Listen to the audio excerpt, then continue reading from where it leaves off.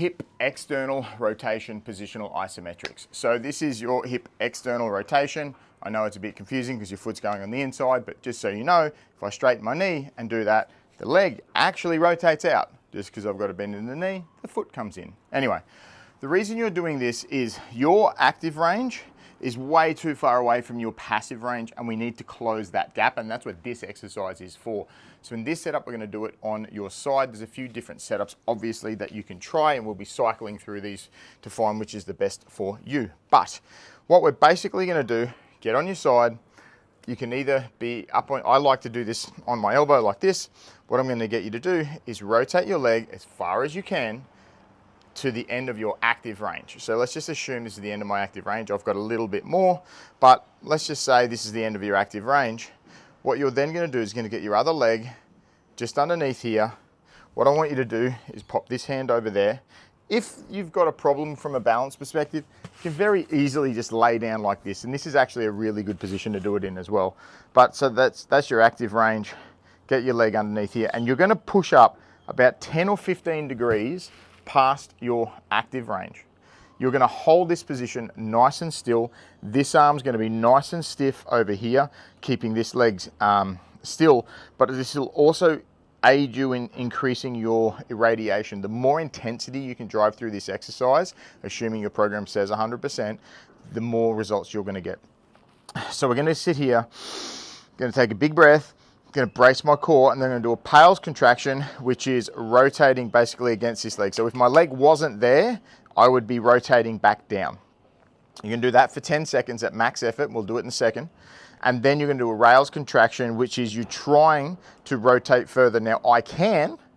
If you're in your passive range, you won't be able to. So either way, it's isometric. One's isometric, means it doesn't move because there's a leg in the way. The other one is because you're in your passive range. So anyway, going to get here nice, and I like to hold on with both arms if you can. Either way, if you can't, make a fist over here. This arm's nice and straight. Big breath, brace your core, and then start ramping up. So 20, 40, 60, 80, 100%. So now I'm driving down here at absolute max effort, 100%. It's not quite 100% for me because I'm talking. You can do that for 10 seconds and then reverse direction. I'm pretending like I can't move here, so it looks like what you're doing. 5, 4, 3, 2, 1. Whew, and then relax. Once you're relaxed, you're going to move up another 10 or 15 degrees. Exactly the same thing. So here, 10 seconds down. Push, rotating down as hard as you can, and then rotating back this way as hard as you can. And you're going to keep going at 10 to 15 degree increments until you get to the end of your passive range.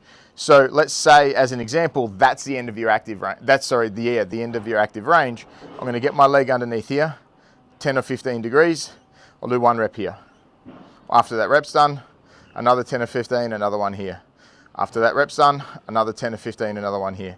Now, once you get to the end of your range, don't get to the end of your range and then like push into a huge stretch. Just get to the end. You're not trying to get more passive range. That's not the point. We're trying to get more active range. So just get to the end of where your passive is and there. So assuming you've got, say, a 30 degree gap, you'll do 2 reps because you get to your active range, 10 or 15 degrees, another 10 or 15 degrees, you'll be at the end. If you've got a 60 degree gap, you'll do 4 reps. Anyway, there is your side lying hip external rotation positional isometrics. Enjoy.